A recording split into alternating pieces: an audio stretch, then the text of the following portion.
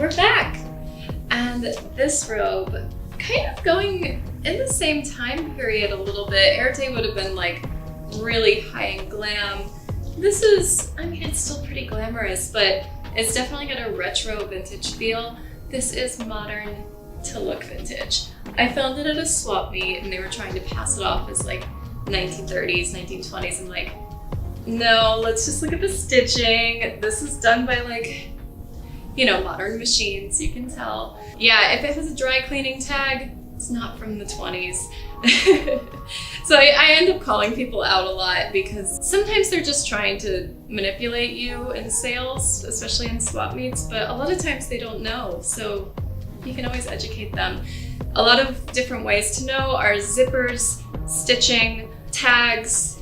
If it says made in China, it's a pretty good indicator that it's pretty new.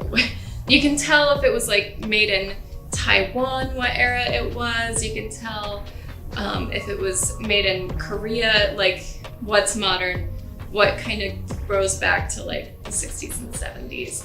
Made in Japan is usually quite a bit older. Our trade routes in this country have changed up along the years. So pay attention to your tags. There's actually websites that show like the Women's Fashion Guild. You can look up the tags and like what time period they're from. According to the design of their tag, they would change it every couple of years. I look up tags all the time just to get information on clothing.